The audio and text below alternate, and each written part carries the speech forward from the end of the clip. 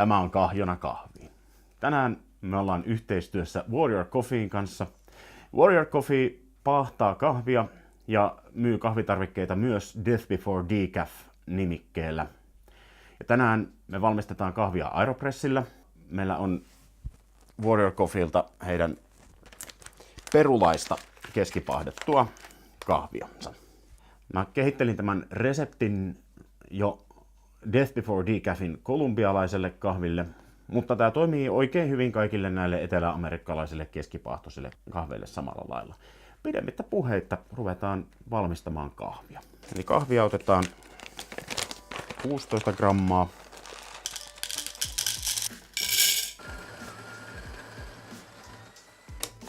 Noin. Sitten tulee tämä erikoisasia.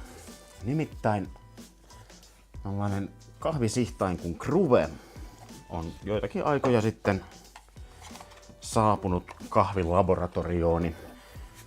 Sen lisäksi, että tämä on tietysti hirvittävän hauskan näköistä tässä videolla tämä ravisteleminen, niin on tällä ihan oikea tarkoituskin tällä sihdillä.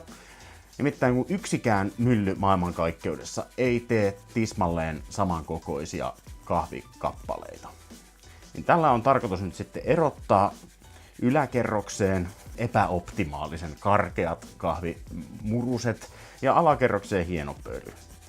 Kaikkein parhaiten tällä saa purut erottumaan toisistaan, kun koputtelee sitä aika ajoin tai tasaisesti koko sen ravistuksen ajan, esimerkiksi kättä vasten.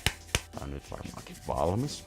Tällä kertaa en aio tämän pienen määrän tätä karkeaa murkulaa hämätä meitä ollenkaan, vaan annetaan sen mennä tänne mukaan tähän settiin.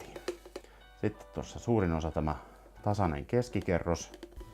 Tämä on se niin kuin ikään kuin tavoite, karkeus.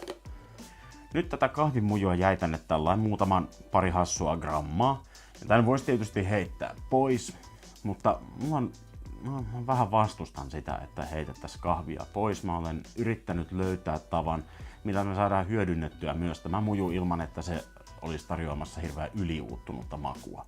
Ja me kokeillaan tänään tätä sillä tavalla, että pistetään se muju sinne lopuksi sekaan, jolloin ajatus on se, että ne karkeammat partikkelit, jotka uuttuu hitaammin, niin ne saa uida kaikessa rauhassa siellä vedessä. Ja sitten nämä, jotka uuttuu hetkessä, niin ne lisätään sinne sitten lopuksi ihan vasta ennen kuin painetaan alas se koko kahvisetti. 215 grammaa menee vettä. Laitetaan kello käymään tässä samalla.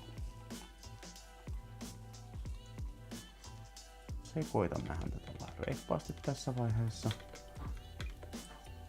Mä oon nyt päätynyt siihen, että mä annan tän valua vähän niin kuin suodatinkahvin tapaan tässä siihen asti, kunnes painetaan sitten männällä loppuvaiheen alas. Siihen noin minuutin kohdalle annetaan tämän tippuilla. Kohta meillä tulee se minuutti täyteen. Noin, me ruvetaan kolkuttelemaan näitä mujuja tänne sisään. Ne ehtii uuttua ihan hyvin. Annetaan niille kunnon sekoitus. Ja minuutti 15 on mittarissa, kun ruvetaan painamaan. Mä tykkään painaa sillain aika hellästi tätä. Ja vesi mulla oli 85 asteista. Mä oon tykännyt, että 85 asteinen vesi antaa jostain syystä Aeropress-kahville kaikkein eniten makeutta. Tuoksu on aika hyvä. Tää tulee maistumaan sellaiselta suklaiselta, tasapainoiselta, oikein miellyttävä, hyvä, makea kahvi.